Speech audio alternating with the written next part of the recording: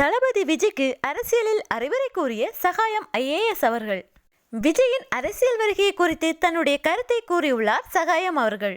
சகாயம் IAS அவர்களிடம் நடந்த ஒரு நேர்காணலில் பத்திரிகையாளர் விஜய் அரசியலுக்கு வந்திருக்காரு, அவருடைய வருகையை எப்படி பார்க்குறீங்க, அவருடைய செயல்பாடுகள் எப்படி இருக்கு என்று கேட்டதற்கு, இந்த நாட்டில் உள்ள ஒவ்வொரு குடிமகனுக்கும் அரசியலில் பங்கெடுப்பதற்கு உரிமை இருக்கிறது. அந்த வகையில் யார் வந்தாலும் நான் வரவேற்கிறேன்.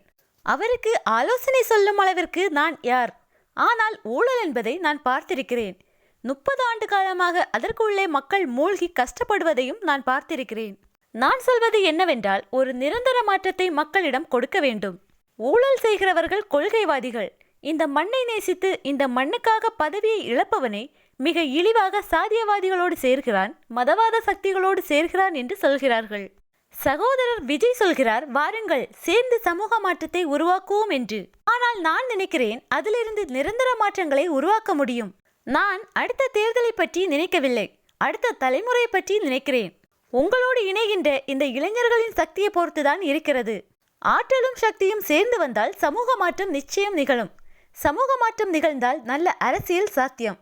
விஜய் அவர்கள் அரசியல் தொடங்குகிறார் என்றால் எந்த குடிமகனுக்கும் உள்ளதை போன்று அவருக்கும் உரிமை உண்டு.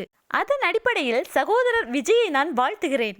ஆனால் அவருடைய அரசியல் இந்த நாட்டினுடைய வெகுமக்களாக இருக்கக்கூடிய விவசாயிகள், நெசவாளர்கள், மீனவர்கள், உழைக்கக்கூடிய ஒடுக்கப்பட்ட மக்கள், கிராம மக்கள், ஏழை எளிய நடுத்தர மக்களை கருத்தில் வைத்து அவர் அரசியல் தொடங்குவாரானால் அதே போன்று எவர் அரசியல் தொடங்கினாலும் நான் வாழ்த்துவேன்.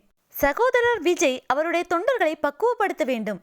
நேர்மை என்பது சாதாரணமானதல்ல, அது பக்குவத்தினுடைய உச்சநிலை.